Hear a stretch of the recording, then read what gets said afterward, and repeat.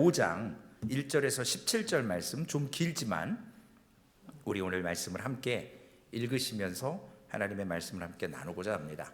우리 5장 1절부터 17절까지 말씀 우리 함께 읽습니다. 나는 내가 사랑하는 자를 위하여 노래하되 내가 사랑하는 자의 포도원을 노래하리라.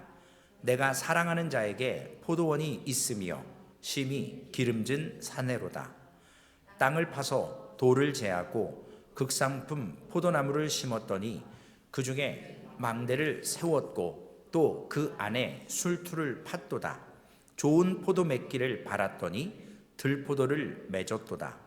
예루살렘 주민과 유다 사람들아 구하노니 이제 나와 내 포도원 사이에서 사리를 판단하라. 내가 내 포도원을 위하여 행한 것 외에 무엇을 더할 것이 있으랴. 내가 좋은 포도 맺기를 기다렸거늘 들포도를 맺음은 어찌 됨인고.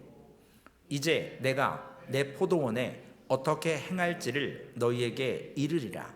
내가 그 울타리를 걷어 먹힘을 당하게 하며 그 담을 헐어 짓밟히게 할 것이요 내가 그것을 황폐하게 하리니 다시는 가지를 자름이나 북을 돋우지 못하여 찔레와 가시가 날 것이며 내가 또 구름에게 명하여 그 위에 비를 내리지 못하게 하리라 하셨으니 무릇 만군의 여호와의 포도원은 이스라엘 족속이요 그가 기뻐하시는 나무는 유다 사람이라. 그들에게 정의를 바라셨더니 도리어 포악이요 그들에게 공의를 바라셨더니 도리어 부르짖음이었도다. 가옥에 가옥을 이으며 전토에 전토를 더하여 빈틈이 없도록 하고 이 땅 가운데에서 홀로 거주하려 하는 자들은 화 있을진저 만군의 여호와께서 내 귀에 말씀하시되 정령이 허다한 가옥이 황폐하리니 크고 아름다울지라도 거주할 자가 없을 것이며 열을 가리 포도원에 겨우 포도주 한 바트가 나겠고 한 호멜의 종자를 뿌려도 간신히 에바가 나리라 하시도다. 아침에 일찍이 일어나 독주를 마시며 밤이 깊도록 포도주에 취한 자들은 화 있을진저 그들이 연회에는 수금과 비파와 소고와 피리와 포도주를 갖추었어도 여호와께서 행하시는 일에 관심을 두지 아니하며 그의 손으로 하신 일을 보지 아니하는도다. 그러므로 내 백성이 무지함으로 말미암아 사로잡힐 것이요 그들의 귀한 자는 굶주릴 것이요 무리는 목마를 것이라. 그러므로 스올이 욕심을 크게 내어 한량없이 그 입을 벌린즉 그들의 호화로움과 그들의 많은 무리와 그들의 떠드는 것과 그 중에서 즐거워하는 자가 거기에 빠질 것이라.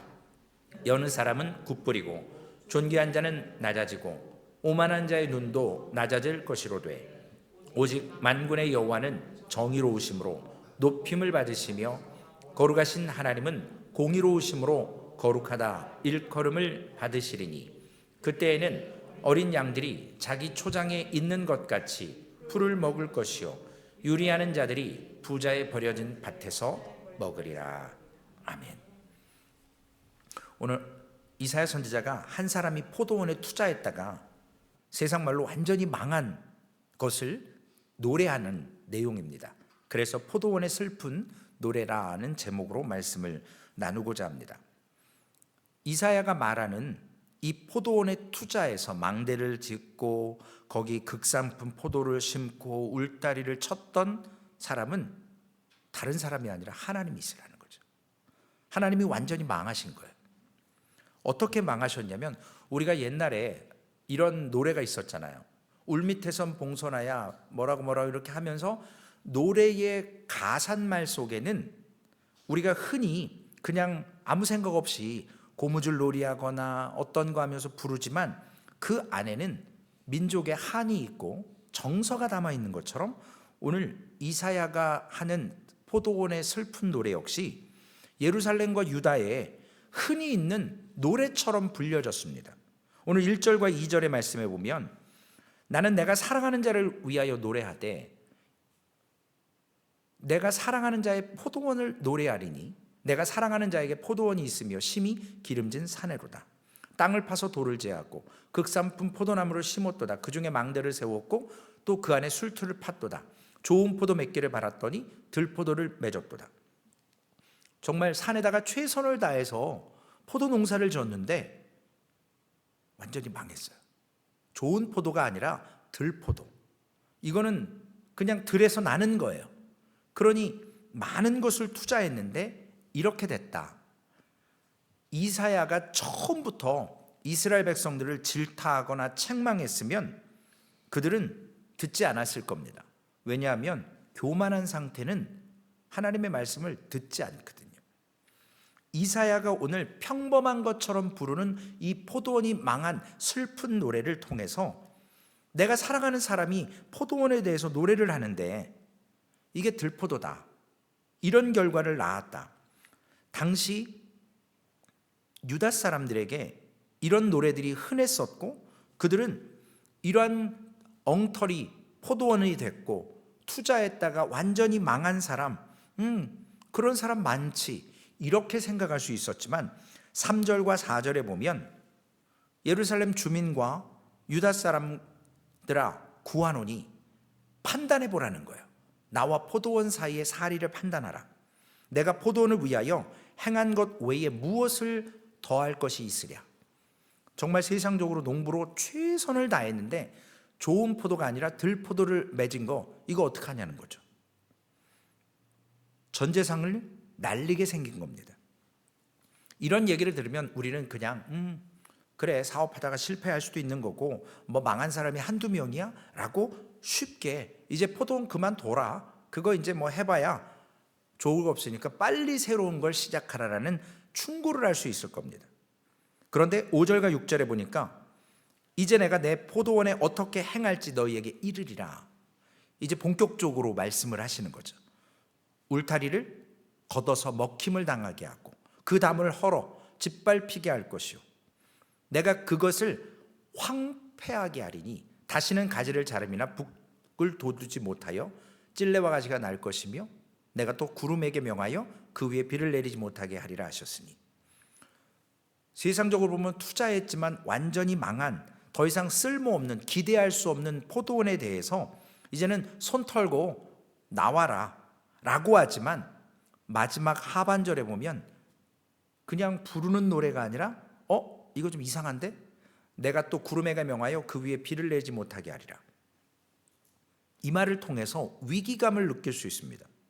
이건 뭐냐면 이사야가 가장 좋아하는 사람이 아니라 하나님이시라는 것을 은연중에 내포하고 있습니다. 그러면서 7절에 무릇 만군의 여호와의 포도원은 누구냐는 것을 설명합니다.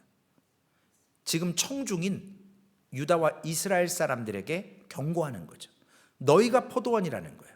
이스라엘 족속이, 그리고 기뻐하는 나무가 너희 유다 사람이라는 것입니다. 그들에게 정의를 바랬지만 포악이 나타났고 공의를 바랬지만 도리어 부르짖음이 있었도다. 마음속으로는 좀 어리숙하니까, 농사에 어떤 기술이 없으니까 처음 해보는 거니까 라고 할 수 있었지만 이스라엘 백성들에게 처음부터 니들이 포도원이야, 너들 때문에 망했어, 하나님은 이렇게 접근하지 않으세요.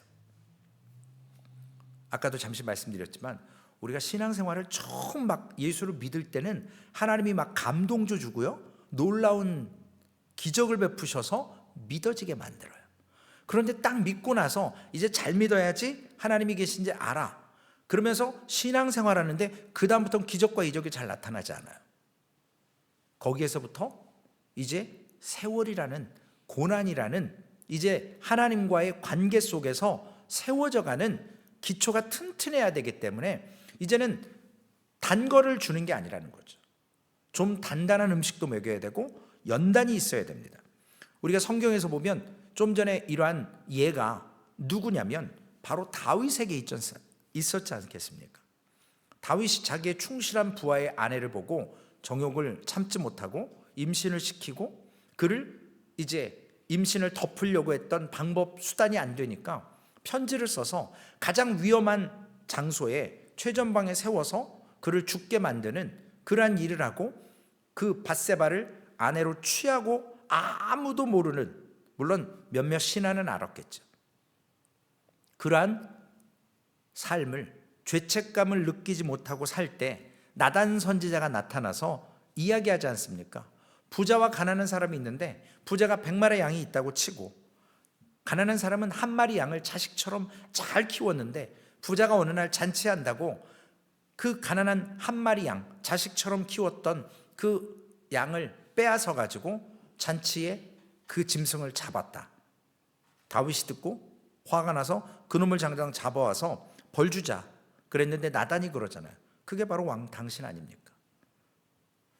우리에게 하나님은 죄인들을 이런 식으로 다루시고 고발하십니다. 우리 사람들은 아유 그래 밖에서 욕해, 나만 안 들으면 돼. 물론 내가 안 들으면 감정적으로는 문제가 없죠. 그러나 우리가 귀를 막는다고 해서 죄가 없어지는 건 아니잖아요. 하나님이 우리와 전혀 상관없는 것 같은 이야기를 통해서 하나님은 오늘도 이사야를 통해 말씀을 합니다. 내가 포도원을 만들었는데 이렇게 최선을 다했는데 망했다 이거죠. 근데 망한 원인은 농부에게 있는 게 아니에요. 그 포도원 되는 그 유다와 예루살렘 백성들. 그러면 이 비유를 통해서 예루살렘 백성들이 왜 이런 모습으로 설 수밖에 없는지, 이런 비유를 왜 하셨는지. 첫 번째는 이스라엘 백성들에게 투자하셨다가 완전히 망하신 분이 하나님이신데 이스라엘 백성들에게 하나님은 모든 걸 거셨거든요.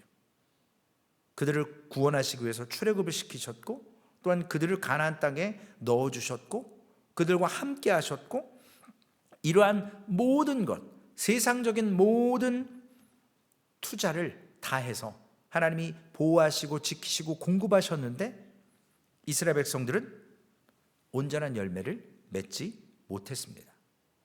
그런데 하나님께는 다른 대안이 없으셨거든요.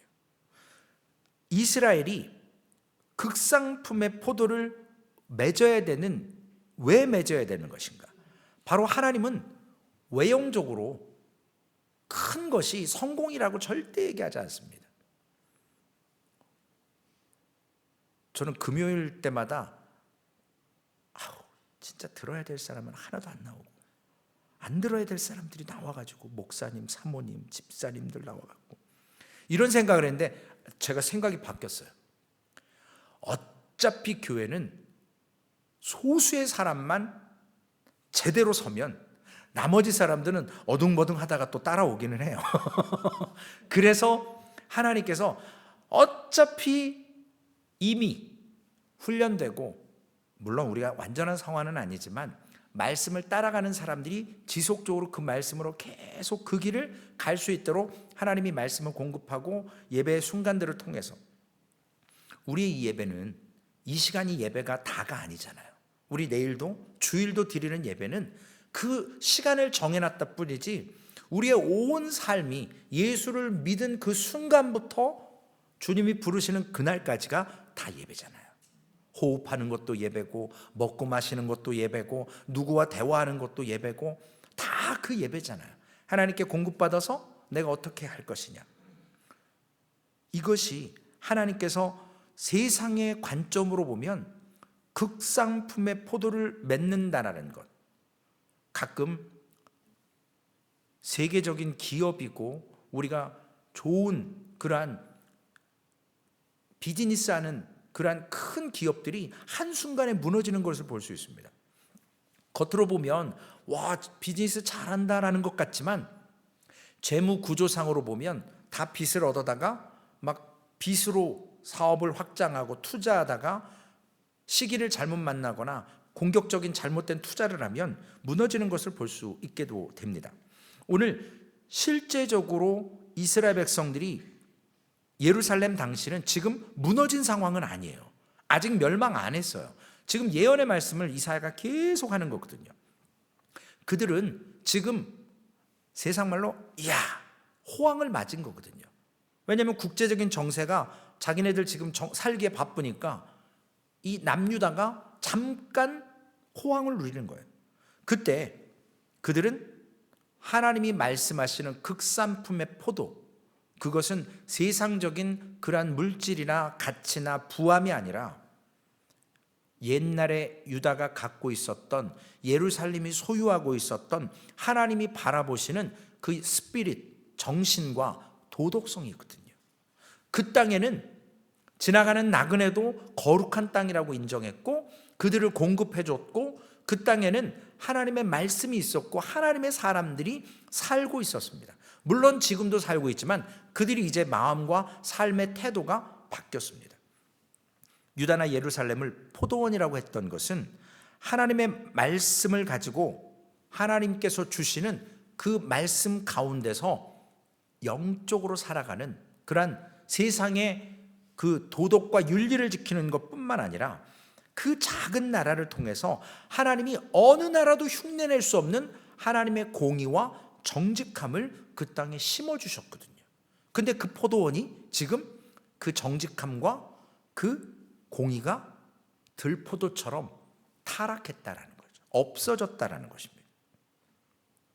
그 땅에 있는 모든 사람들이 청렴 결백했었습니다. 그것이 열매가 됐고 꽃이 되어서 많은 사람들이 그 작은 땅이지만 거룩한 땅을 부러워했었습니다.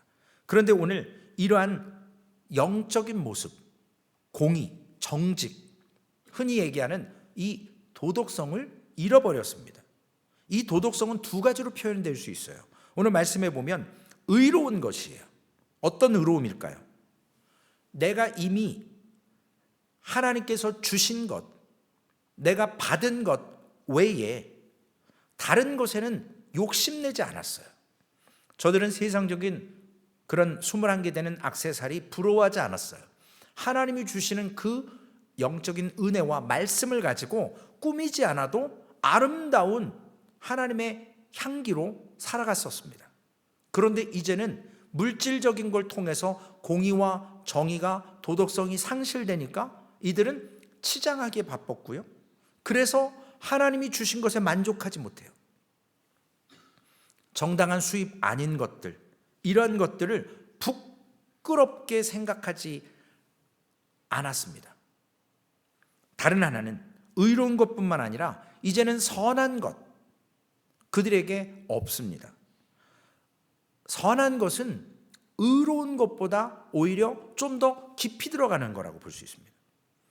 내가 좀 손해를 봐도, 내게 유익이 되지 않는다 할지라도, 내가 좀 피곤해도, 누가 겉옷을 달라 하면 속옷을 주는 것, 오리를 가자면 십리를 가는 것, 이거와 같이 다른 사람을 돕고 다른 사람과 함께하는 것, 내 이익을 잠시 포기하고 이웃을 돕는 선한 일들, 이러한 것들이 예루살렘에 이제는 온데간데 없습니다.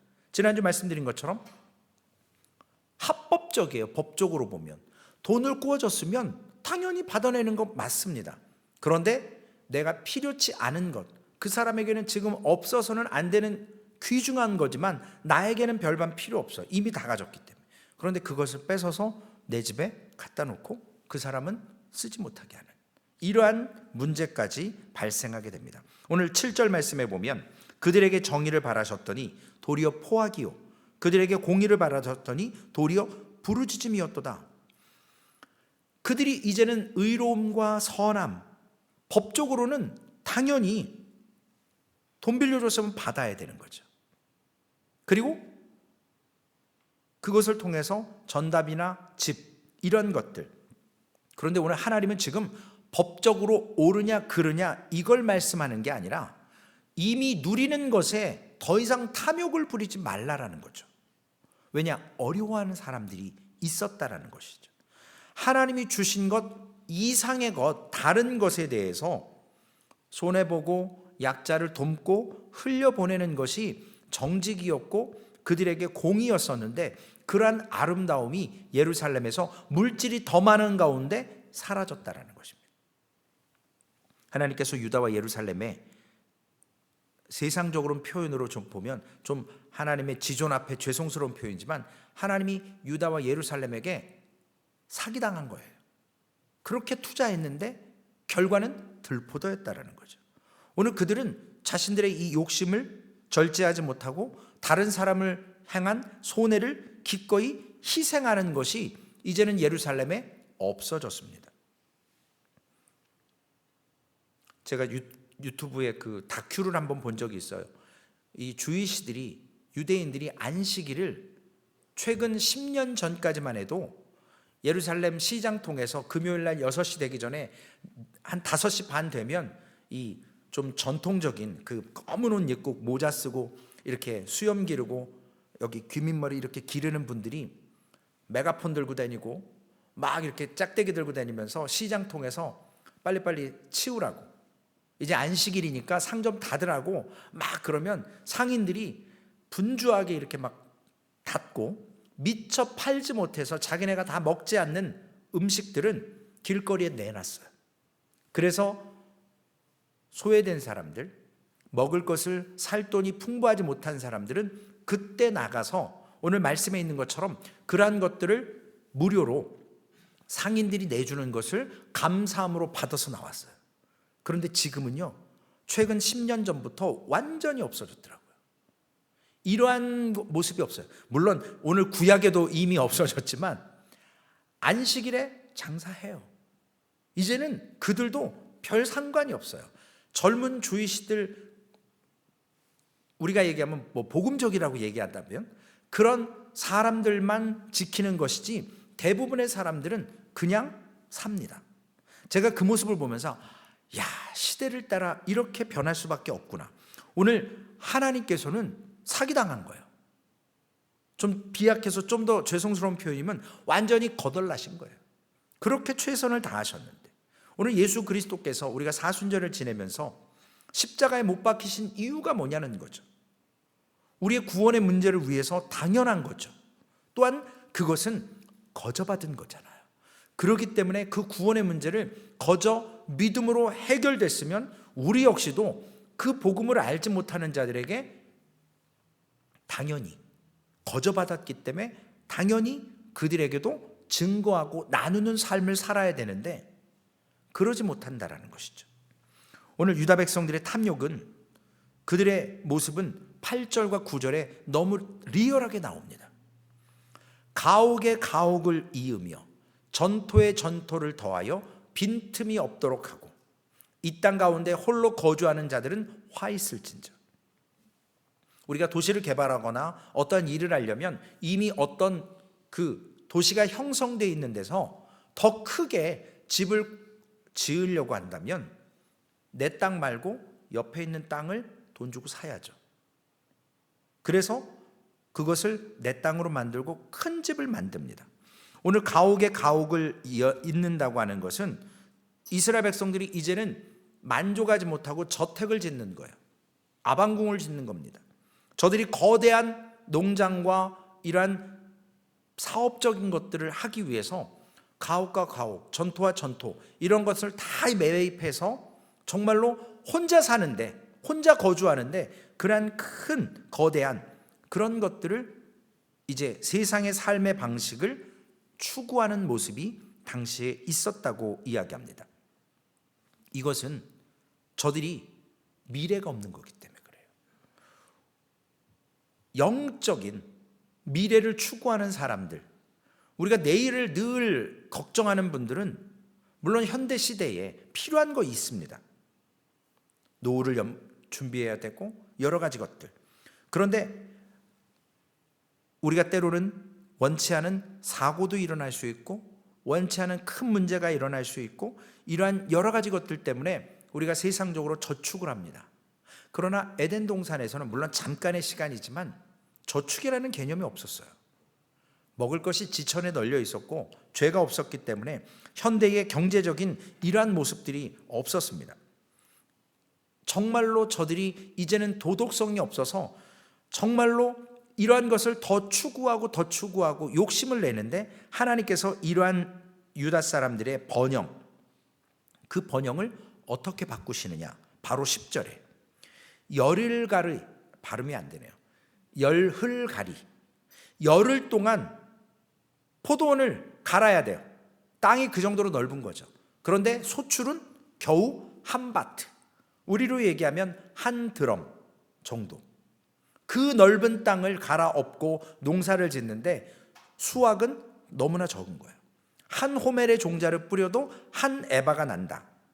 그리고 그들은 아침에 일어나서 독주 마시고 밤늦도록 포도주에 취한 자들 화 있을 것이고, 전토와 전토, 가옥 이은 사람들 화 있을 것이고, 그리고 그들의 연회, 수금, 비파, 소고, 피리, 포도주, 이러한 모든 것들을 갖춰서 날마다 연회를 즐기고 세상적인 모습으로 하나님 앞에 행하시는 일들에 대해서는 전혀 관심 없이, 하나님의 하시는 손에 대해서 그런 것들 관심이 없이 그러한 포도원을 지을 것이고, 농사를 짓지만 소출은 적고, 하나님은 결국 그들에게 이러한 것들을 열흘가리 포도원을 한 드럼 정도의 소출로, 수확으로 끝내시겠다라는 겁니다. 우리가 이번 주에 신명기 말씀을 따라가면서 15장에 안식년이 나오잖아요. 종으로서 6년을 헌신했으면 7년 차에는 자유롭게 풀어주는데, 그냥 너 집에 가가 아니에요. 지난 6년 동안 수고했던 그것을 따져서 그에게 물질로 보상해서 내보냅니다. 유다 백성들은 내일에 대한 늘 두려움이 있었어요. 우리 사실 그리스도인들도 내일을 준비해야 되겠죠.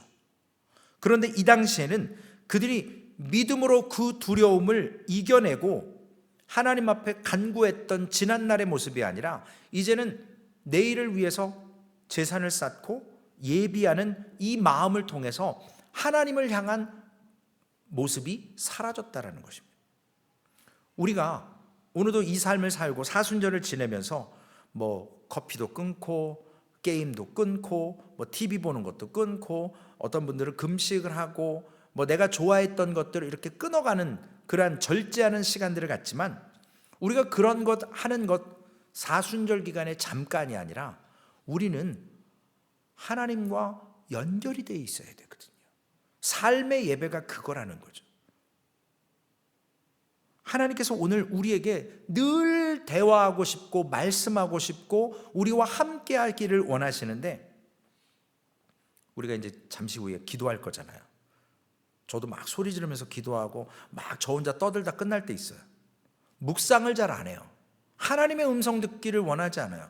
내가 필요한 요구를 관철해 달라고 오퍼를 넣는 거지, 하나님이 말씀하시는 걸 잘 들으려 하지 않아요. 묵상이라는 거. 교회 안에 묵상하시는 분들이 제법 많이 계시더라고요. 우리가 하나님 앞에 하나님의 음성을 듣는 시간, 원웨이가 아니라 양방통행이 돼야 되거든요. 하나님은 오늘 이스라엘 백성들에 있어서 저들이 왜 욕심에 빠져 있고 자신들이 받았던 지난날의 하나님의 그 놀라우신 물질의 복이 아니라, 그건 당연히 기본적으로 주시는 거고 영적으로 하나님과 연결된 이 모습을 왜 놓쳤는가? 이유는 딱 한 가지더라고요. 우리가 은혜에 너무 익숙한 거예요.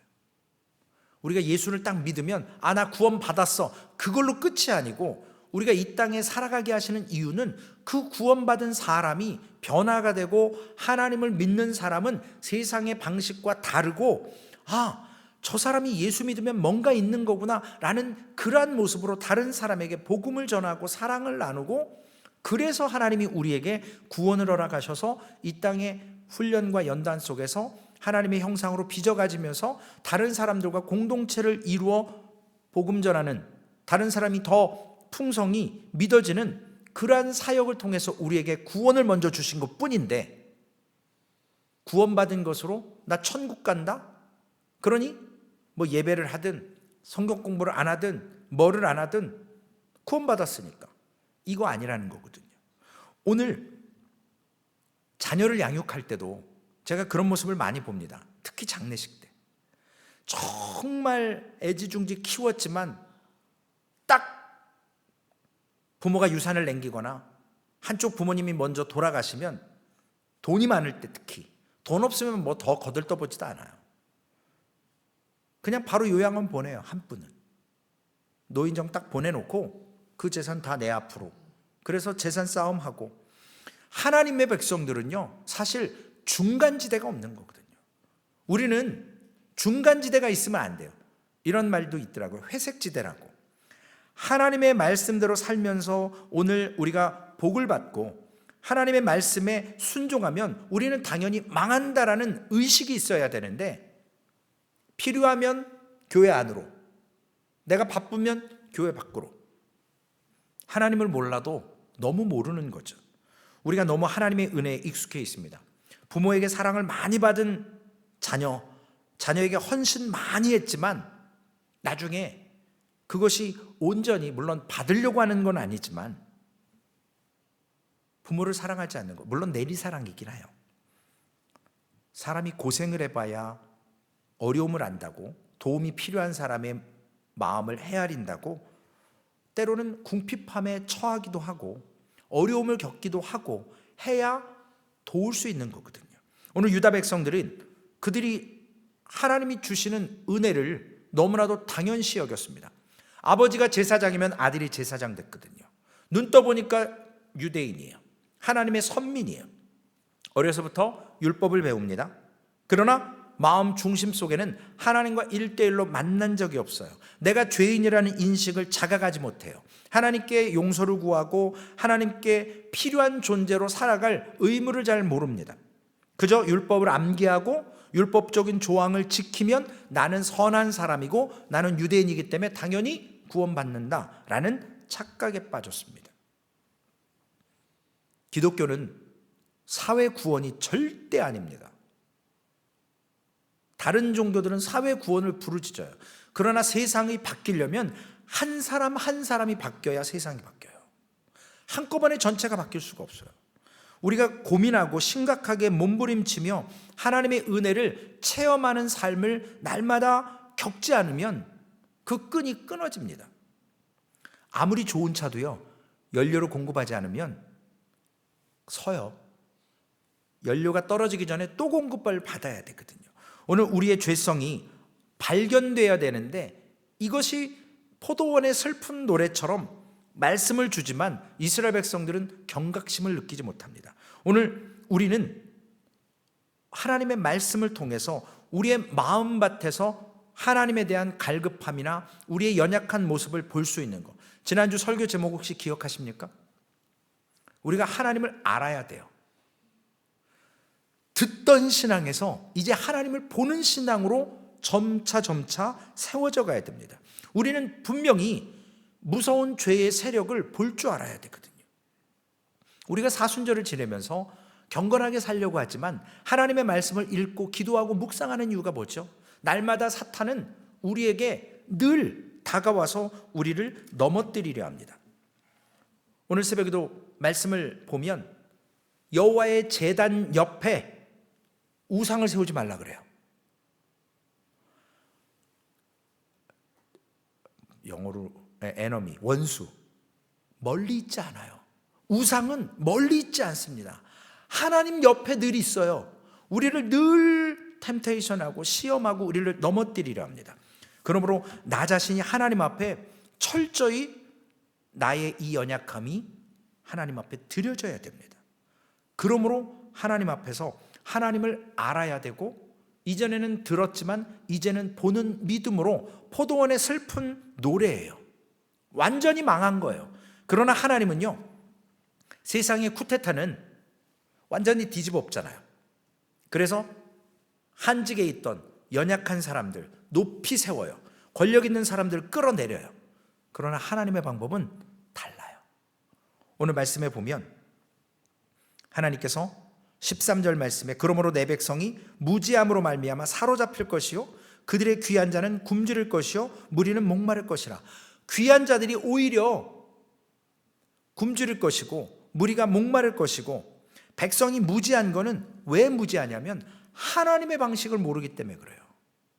우리의 삶의 원리를 하나님이 주신 방법대로 살아야 우리가 믿음으로 세워질 수 있을 텐데 그렇지 못하는 겁니다. 그래서 14절 15절에 보면, 마지막 15절에 보면 여느 사람은 구풀이고 존귀한 자는 낮아지고 오만한 자의 눈은 낮아질 것이요. 세상의 쿠데타는 거꾸로거든요.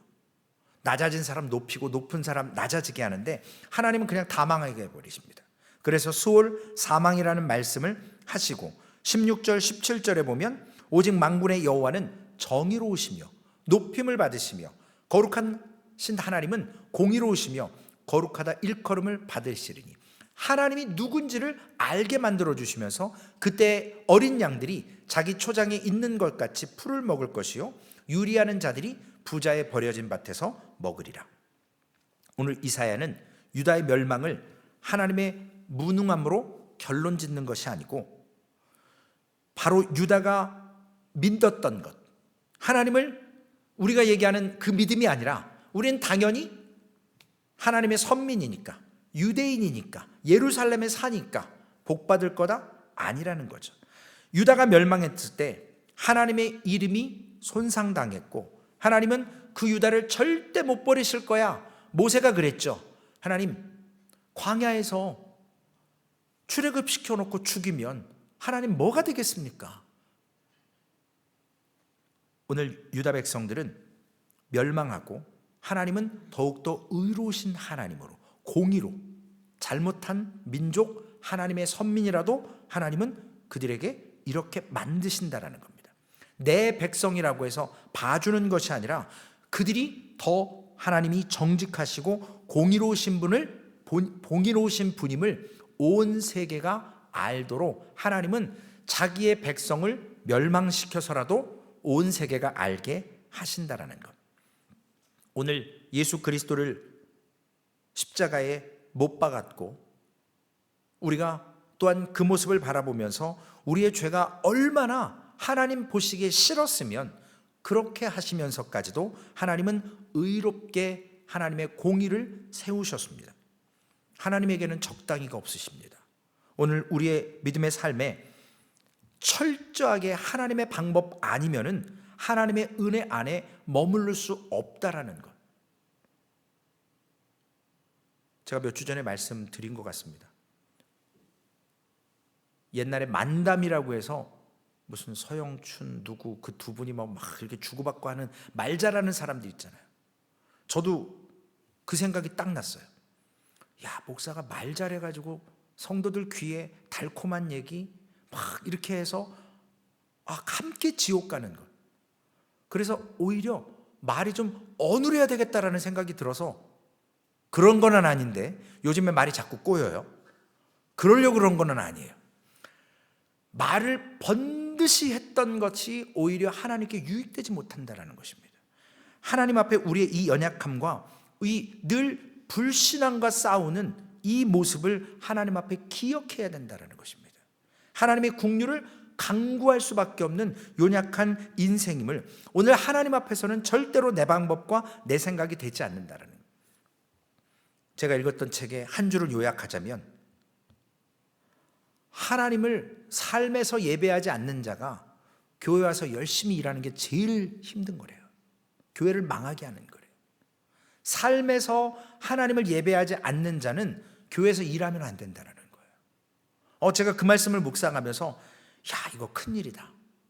그래, 우리가 모이는 예배도 중요하지만 더 중요한 것은 삶에서 하나님과 하나님 없이 살아가는 삶을 살다가 예배 시간만 반짝 하나님 앞에 회개하고 하나님 앞에 믿는 것처럼 행동하는 이 자세가 더 위험하다라는 거거든요. 소망교회는 하나님 앞에 이러한 삶의 예배 속에서 모이는 예배 속에서 더욱더 기쁨으로 하나님께 세워져서 주님의 일도 기쁨과 감사로, 그래서 주의 일을 하든지 뭐 하든지 하나님이 공급하시는 힘으로 해야 되잖아요. 그러한 소망교회 되고, 오늘 우리가 세상에 이런 말이 있더라고요. 무식하면 용감하다고. 그런데 정말 하나님을 알면서 하나님의 방식을 따라가는 소망교회가 되었으면 좋겠습니다. 하나님이 슬퍼하시는 것이 뭔지, 하나님이 갈급하게 요구하시는 것이 뭔지, 하나님의 공의가 얼마나 무서운 거를 멸망을 통해서도, 수호를, 사망을 통해서도 우리에게 하시는 분이심을 다시 한번 깨달아서 오늘 이 밤 기도하실 때 하나님, 우리의 삶이 하나님께 온전히 연결되어 있기를 원합니다. 삶의 예배 속에서도 승리할 뿐만 아니라 우리가 모이는 예배 속에서도 하나님께 정말로 왜 기뻐할 수 없는가, 왜 감사할 수 없는가, 이러한 세상적인 방식을 내려놓고 하나님의 방식으로 하나님이 주시는 그 음성 앞에서 예배하며 우리의 세상의 삶에서도 하나님을 늘 신뢰하며 살아갈 때 하나님이 율법은 우리를 온전하게 하지 못했지만 율법을 완성하신 예수 그리스도를 통해서 우리를 온전하게 하시는 그 하나님과 함께 오늘도 믿음으로 세워져 가고, 우리의 영적인 믿음은 날마다 겸손하게, 우리의 육은 날마다 힘을 빼면서 하나님 앞에 하나님께 성령의 음성대로 반응하며 사용되기를 믿음의 이름으로, 주님의 이름으로 고백하며 하나님의 능력이 오늘도 앞서시기를, 나타나시기를 간절히 소망하는 우리 모두가 되기를 주님의 이름으로 부탁을 드리겠습니다. 살아계신 아버지 하나님, 나는 죽고 예수로 살아야 된다라고 말합니다. 하나님, 우리의 본성이, 우리의 생각과 우리의 사고방식이, 우리의 지식이 하나님 늘 먼저 육신에 반응하지만 하나님 잠시 멈춰서서 하나님 나를 인도해 주옵소서. 하나님 어떠한 결정을 해야 될지 하나님 갈 바를 알게 하여 주옵소서. 하나님께 묵상하며 하나님께 여쭙고 가는 인생이 되기를 원합니다. 매 순간마다 하나님과 연결되고 공급되기를 원합니다.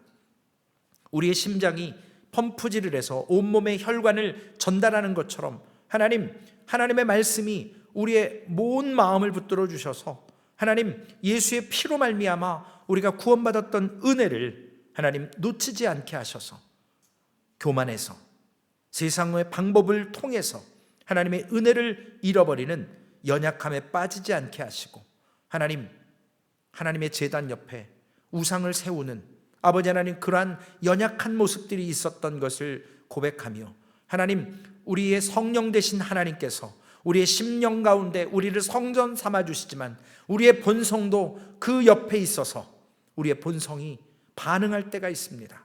주님, 우리의 본성이 죽어지게 하시고 성령께서 역사하셔서 우리의 삶을 오늘도 인도하여 주옵소서. 그래서 하나님의 음성에 귀 기울이며 하나님의 방식대로 예배하면서 하나님이 포도원에 아버지 하나님 망한 것이 아니라 하나님은 다시 세우시고 하나님의 공의를 드러내셔서 하나님의 백성이라 할지라도 하나님은 깨닫게 하시고 알게 하심을 우리가 아버지 하나님 오늘 다시 한번 경험하며 하나님 우리가 망하지 않도록 하나님 앞에 회개하며 하나님이 누구신지, 우리가 누구인지를 알게 하여 주옵소서. 주님 감사합니다. 오늘 삶도 인도하여 주실 줄로 믿고 우리 주 예수님의 이름으로 기도 올리옵나이다. 아멘. 하늘에 계신 우리 아버지여, 이름이 거룩히 여김을 받으시오며 나라에 임하옵시며 뜻이 하늘에서 이루어진 것 같이 땅에서도 이루어지리이다. 오늘날 우리에게 일용할 양식을 주옵시고 우리가 우리에게 죄 지은 자를 사하여 준 것 같이 우리의 죄를 사하여 주옵시고 우리를 시험에 들게 하지 마옵시며 다만 악에서 구하옵소서. 대개 나라와 권세와 영광이 아버지께 영원히 있사옵나이다. 아멘.